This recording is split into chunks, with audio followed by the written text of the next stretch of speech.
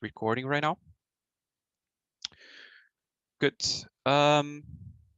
So as I said, this is our group. This is to show a little bit how the group evolved last year. It was quite calm until lockdown ended, and then during summer it was quite a big boom. The group has, let's say, two focuses. The first one is to make people play tennis, and that's in a broader sense. So it doesn't matter what's your level, it doesn't matter where you come from. If you're looking for someone to play, or if you're looking for a group that plays tennis, then you're welcome. And the second point is about the fact that we try to be very social. So aside from tennis, can someone mute yourself in the call? I think that you as an organizer, you can mute everybody. Okay, then, okay, all right. Yeah, the person itself muted, no problem. And then the other part of the group is about the social interaction. We try to do things outside of tennis as well. Sometimes we combine it with tennis, but we also have this social component too. So let me share my screen. There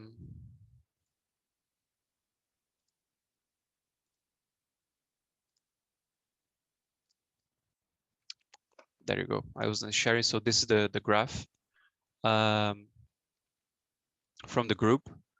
And then, yeah, as of summer, we had quite a lot of people. What I try to share as it's an information, you know, I get a lot of questions when I say it's like it's shared with the group, but then some people come to me privately asking for, let's say, how to play tennis. So the first thing I do is I share a list of some of the clubs in Brussels. I don't share like a broader list because there's also other regions which are considered Brussels, but they're quite difficult to reach. So this is like a very condensed list. And if you just click on the website, you will be able to go to find more information about it. One question that comes to me very often is booking courts and becoming a member. And I think we need to talk about winter and summer. So there's a major difference between playing tennis on winter and playing tennis on summer. On winter, it's more like you have a close group of people who play because courts are more scarce. The courts are more expensive, and you can buy, let's say, an hour and to play in a club, and you play that hour every week. Okay, so this is like long story short, how to play tennis on winter. On summer it's different. You pay for the whole season, and you are allowed the winter starts in September and it ends in April, and then summer starts in April and then ends in end of August. Coming back on summer, you pay a fee, and then you can play. It's more or less like you can play as much as you want. So you are allowed to have a 1-hour reservation at any time. So if there are courts available today, you can book the court for today. And if there's another court available tomorrow, as soon as you finish your booking, you can book another one right away. Meaning that on summer, because there are way more courts, especially outdoors, it's much easier to play tennis, and then it makes sense to become a member in a club.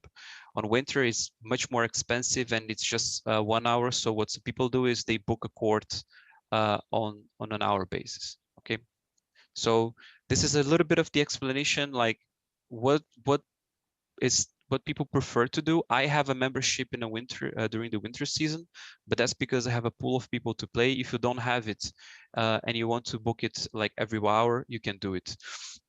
Every club has a different price. Every club has a different way of booking, and all that information you can find on our website. So some clubs, they work with an app, some others you have to call them, some others you can do it online in a website. So every club has its own way of working. Also, in terms of prices, like I said, they range. It's quite different.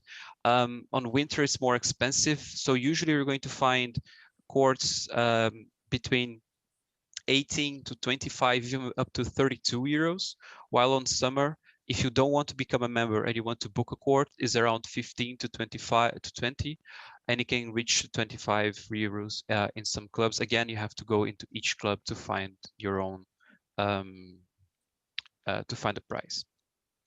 To talk about a little bit of tennis at this stage, tennis is only allowed for above 13 years old. It's only allowed outdoors. You can play doubles outdoors, but it can only be within, let's say, your social bubble.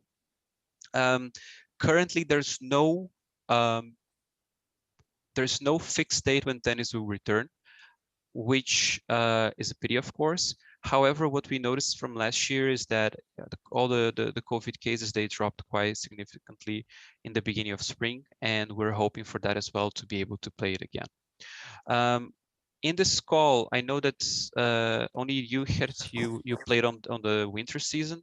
So some clubs, they are allowing let's say, because we paid, some people paid for the winter season, we're going to get the money back. Others are not going to reimburse. For the summer season, we expect that with the COVID cases dropping, we are not going, there will be no major consequences in the terms of the investment that you're going to do. And also with you being allowed to play in the courts.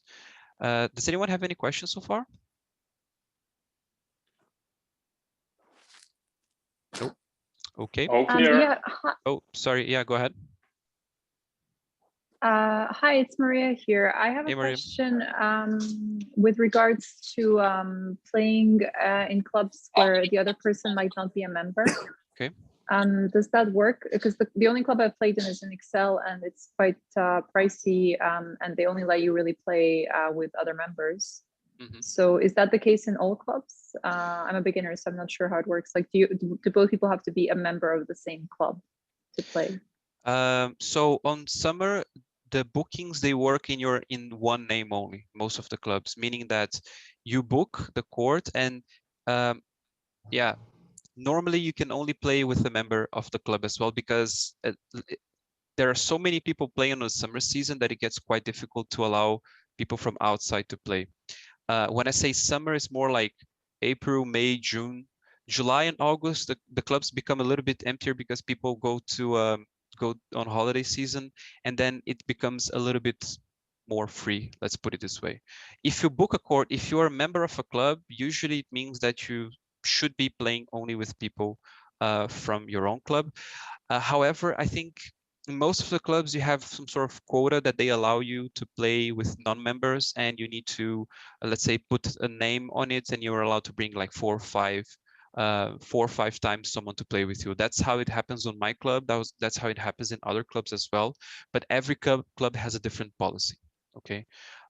So what I would recommend is, if you're a beginner and if you are going to play the whole summer, is that you invite someone to play in, if your club allows, you invite someone to play in those times, and then maybe pay like separately, or ask the person to book the court, only him or herself, and then you join when that person is playing. There's no, at least on the clubs that I know, no one will go into the court to check, but of course it's a good policy not to let's say go against the rules of each club.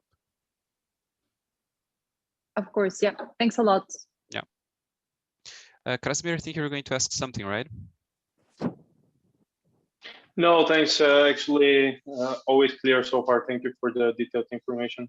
Okay, all right. Melanie, we're going to ask something?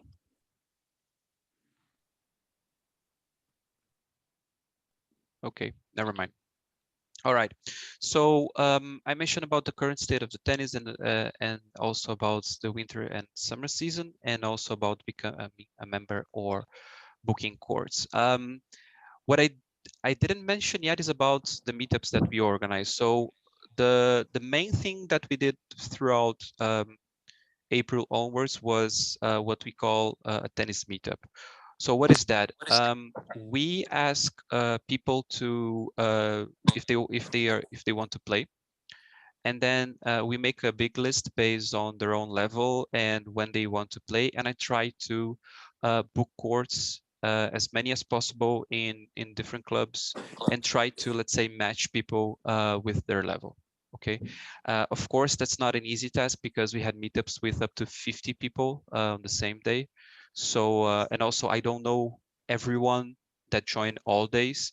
Sometimes I was even organizing the meetings when I was on holiday in another country. So you can imagine that, especially with that boom, a lot of people join, and I have never met them, and they were playing in the meetups where I was organizing. So I try to my best knowledge, and also counting with the discernment of those who are joining to call themselves from the real level. We had some issues with that last year, but there's really not much we can do. I'm trying to figure out a way to improve this for this year, but it's not going to be easy because I'm also expecting a new surge of members joining, which will even expand the pool of people that will play with us. But we were organizing meetups every week, so once a week. We used to play in 2 different clubs, sometimes on 3, but always that day in one club. So if that club couldn't fit us, we would go to another one. So once a week, and then every person would pay €5 an hour, which is how much it costs to have 4 people playing. We always book doubles because the intent is not really to play anything competitive. It's more like to group people in their own in a social environment to play tennis as well. And then also what we notice is that from those interactions, people form their own bubbles, their own groups, and they started playing with each other, which I think it's a very good thing. But we also had people that were only joining during the meetups as well. We had some issues with cancellations last minute, but we always found a way to, let's say, have someone play 2 hours sometimes.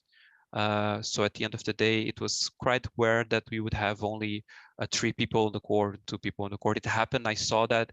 And sometimes even when there's only 3 people on the court, I join, doesn't matter which level, and I try to play the role of, let's say, not having three people on the court. The meetups were quite successful. Sometimes we even had 2. I remember that one week we did 3 meetups the same week, which is quite nice. And of course, once the winter season started in September, it became more and more difficult because of the amount of courts available and the fact that not everyone likes to play tennis during winter. So that's an explanation of it. It's going to be very difficult to make meetups as we did in the beginning of the summer season because everyone wants to play tennis. I would highly advise to become a member in a club to guarantee that you're going to have a spot if you want to play. I don't know about all the health insurances, but the health insurance that I have, it covers €50 from any club subscription, any sports subscription every year. So from what I've seen, it costs, let's say, for the summer season from 180, can go up to €1,000 a year. But it's usually around that area of like 180 to, let's say, 300. So you get €50 back, at least on the health insurance that I have. I also help some people to get this reimbursement. But as soon as we have some spots available to book in different clubs, I will do my best to organize the meetups again. I see that we have more participants now, around 12. Are there any questions about the meetups or anything that I said so far? Yes, Jean-Baptiste speaking. Hey. Just a quick one, Federico. Thank you for organizing this meeting. How the meetups are organized, like through the WhatsApp group or through the Facebook group? How do you inform everybody that there is a meetup this week? Yeah, that's a good point. I should have mentioned this on the list. So our Facebook group was only used to capture people and bring them to the WhatsApp because not a lot of not everyone's still using Facebook very often. So I send that the message that you received, Jean-Baptiste, I sent to everyone, and then all the communication about meetups or anything that we do goes through WhatsApp. However, We had a lot of issues with WhatsApp last year because our group became so big that it doesn't fit in one WhatsApp group anymore. WhatsApp has a restriction of 256 members. So for this year, we'll have to move to Telegram because Telegram allows for more. I don't think it makes much sense to have two different groups and then to make two different lines of communication on WhatsApp. So I'm still adding people on WhatsApp, but there will be a point maybe as of next month, which I will send a message person by person and do the migration to Telegram. This group exists already. It has only 30 people. But yeah, we are going to step away from that. But everything is organized through WhatsApp and in the future on Telegram. So if you don't have it downloaded, maybe if you want to join the meetups or to get more information about what we do, it will have to be through Telegram. I really don't like a lot the app itself, but we have no option. I had to expel a lot of members, and sometimes I would get some angry messages back asking why I took them out. So I had to make a filter based on some criteria, and we had to remove some members. Fred, can I? Okay, thank you for your answer. Fred? Yeah. About the cancellations, we had some cancellations last minute without informing me. So that's why now we couldn't reach other people to replace. So I had to pay each time for the person that didn't come. And that's why we changed the rule a little bit in that sense that we're going to ask to pay before when you have a reservation in Hanshoorn or in B Sports in Sint-Agatha-Bergen via my reservation that the person that wants to play before. So I'm sure that the court can be paid with the members that want to join us. Yeah, that happened. So when I said it didn't happen a lot is, of course, compared to the amount of course that we booked. There were days where we booked like 8 courts for 2 hours, every court in a club. And sometimes I had to pay it from my own pocket as well, which is of course not cool. But yeah, that happens here, and really there isn't that much that we can do about it, except what I do is if I see someone that is that joins often, I ask that person to pay on the next meetup. Otherwise, I just simply don't put the member on the list. But if that person doesn't come anymore to the next meetup, indeed, then, yeah. then you can wait a lot. Yeah. No. Well, it's easy. I give the bank account, and at the moment that that person pays, he's sure that he can play, and that's easy because anyway we have 2 weeks or 1 week before that you can do the reservation, and if they let me know a few days before I can't or I can, then you can look at the reserve list and ask other people if they want. There are enough people on the list that wants to play.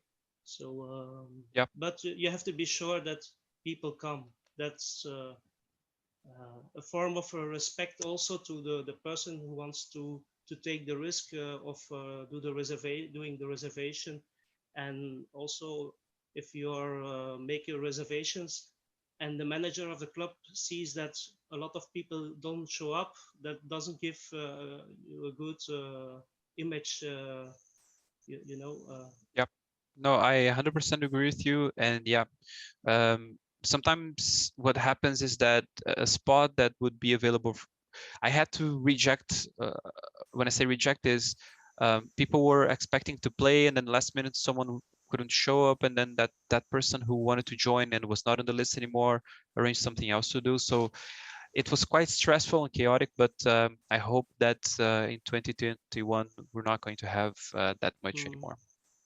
What I'm going to do also is, well, I know that on Friday evening sometimes with the traffic jam and things like that, it's not easy to be on time on, for example, 7 o'clock. That's why I put it an extra hour from 8 to 9.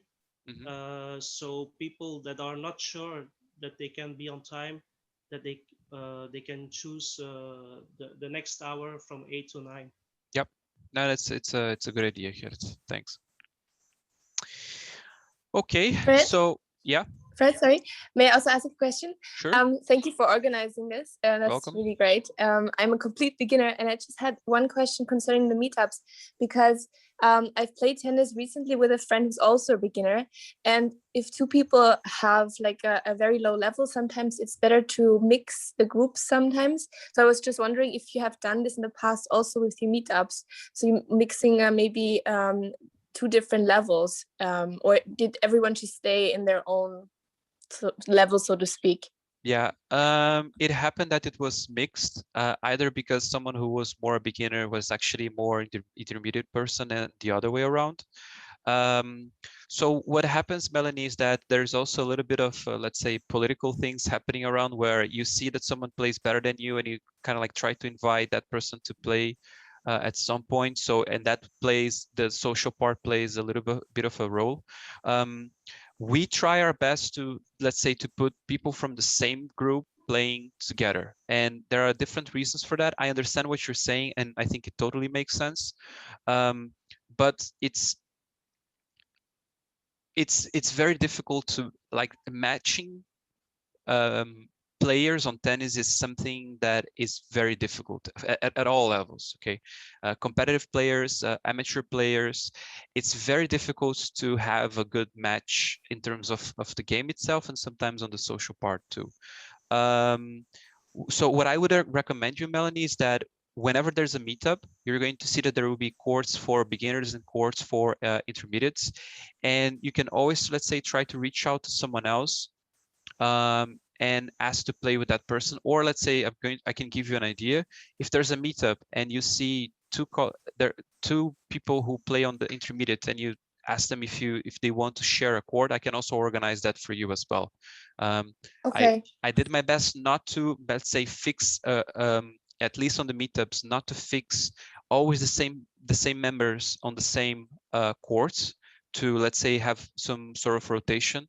But if you have someone who plays with you often and you would like to improve a little bit, we can do that from time to time, no problem. Okay, great. Thank you so much. No problem. Fred, I have a suggestion also. We tried with beginners. We mean then people who started or people who from a long time they didn't play and start again.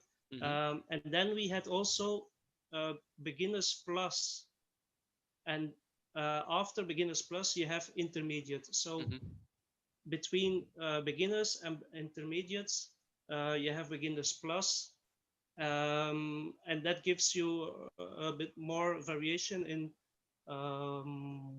people who are beginner but have already a little bit experience in tennis. And we see that that works also, because sometimes they say, oh, I can already play, but I'm not good enough for intermediates. Yeah, I think I'm going to write something on Facebook and have it shared on Facebook when we advertise the meetups, to, let's say, give a rough explanation and maybe come up with a YouTube video where you can, let's say, see yourself, and then even film what we consider what's a beginner plus, what it's an intermediate, because I think that makes it easier for those who are joining to have like a visual understanding of what the different levels are. So that's on the plan for next season. We just need to have some of us joining the course so we can film a little bit, take some pictures, to have a more visual way so people can compare themselves. All right, so let me get back here. So this call, we have I think around 10 people, but a lot of members of the WhatsApp group asked to record because they're going to join in the future.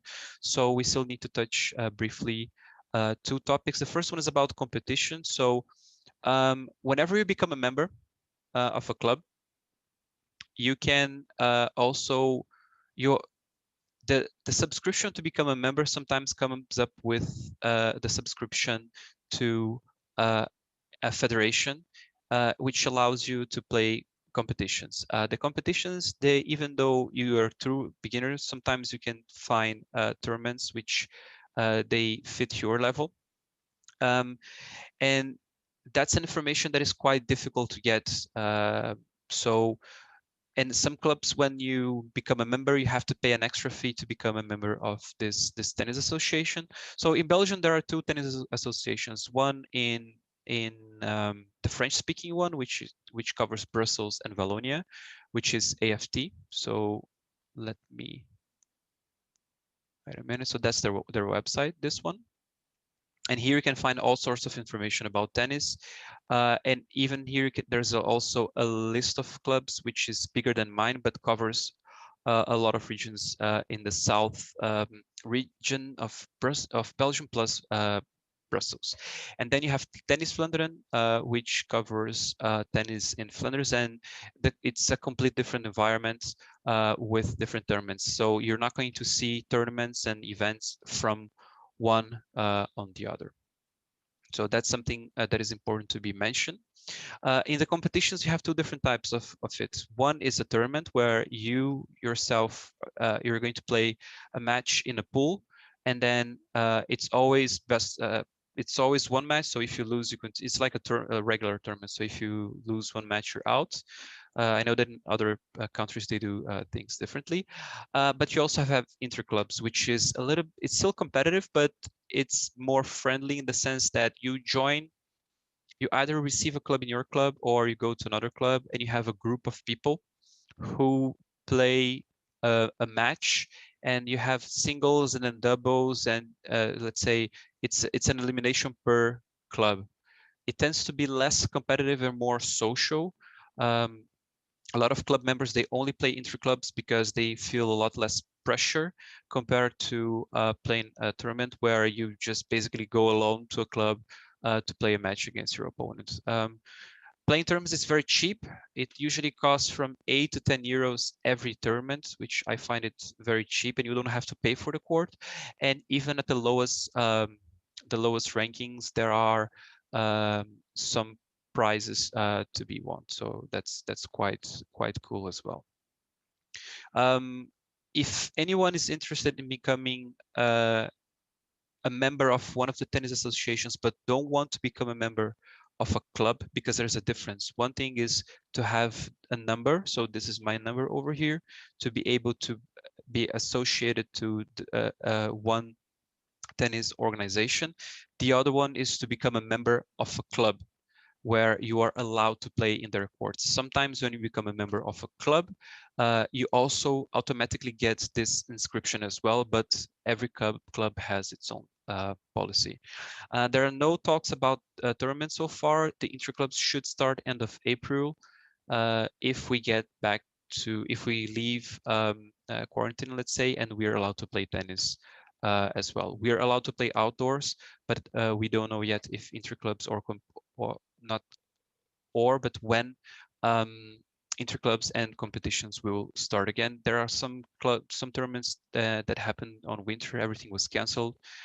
It's pretty much during summer where all the action happens, and it's really packed. You can basically spend your whole summer competing if you want.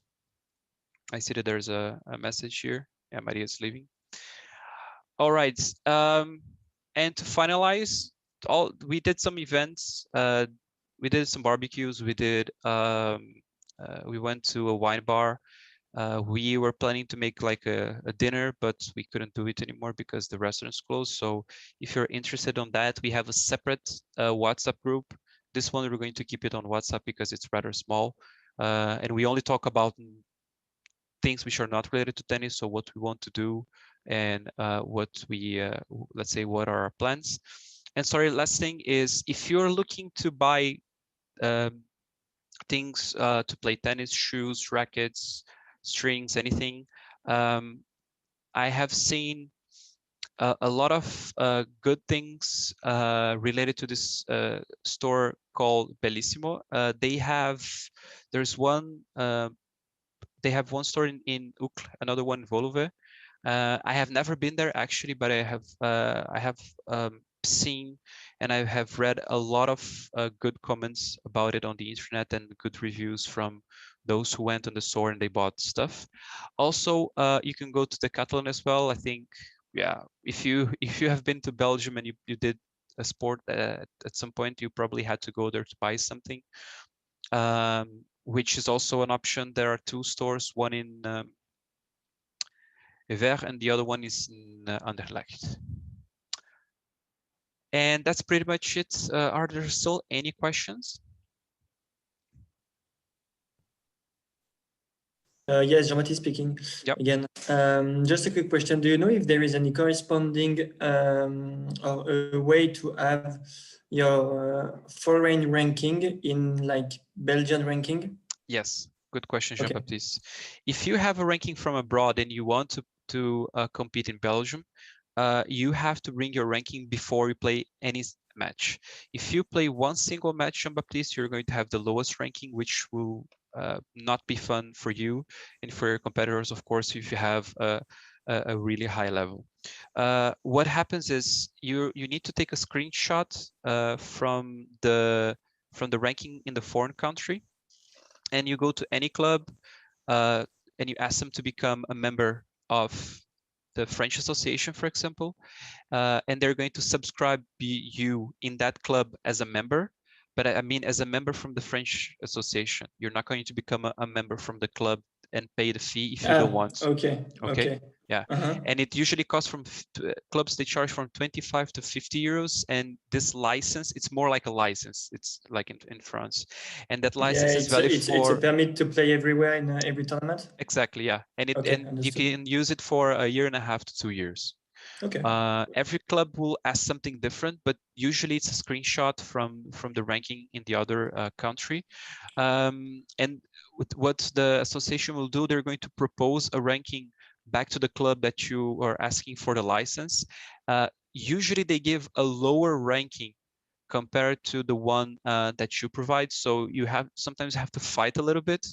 And what will happen is the club that you're asking the license with, if there's too much difference on your level, they're going to ask to see you playing, and then they will tell to the association, look, he's not this ranking, he's a little bit better than that. It happened to someone in the group.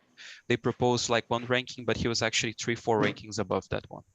Okay, understood. You recommend the club for that, or we can go... So on my club, it's quite easy to do it. The only downside of it is you become, let's say, attached to this club if you want to play interclubs, unless you want to switch to another club, which you can do it, but then it will take some time, because changing that, I have never tried to do it, but it will take some time to change the license. But if you want to do it, if you just want to play tournaments, you're not looking for anything related to interclubs, I can help you with that, and you can do it through the club that I play. Which club is it, please? It's called Lambermont. It's in Scarbeck. Okay.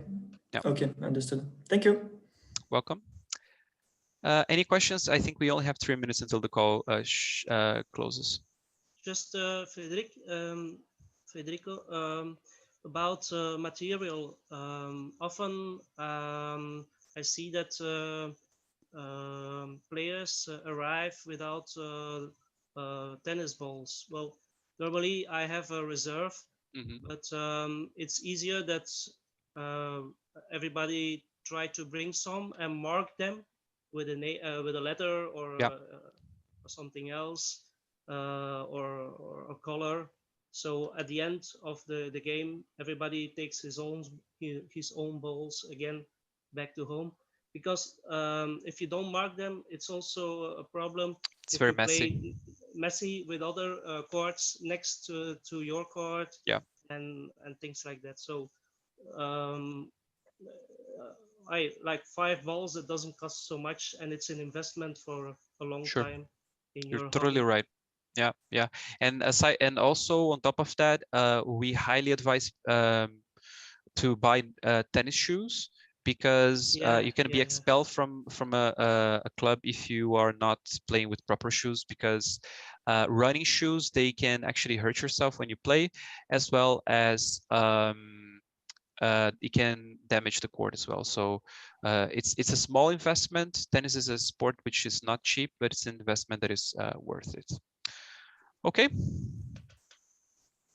So once again, thank you all for joining. I'm going to upload this so others can see it, but if you have any questions, you can send me a private message on WhatsApp. I'm always available on Facebook as well. No problem. I can answer to as many questions as you have. All right. Okay, thank you. Thank you very much, everyone. Thank you so much. Thank you. Bye-bye. Bye. Bye. Bye. Thank you.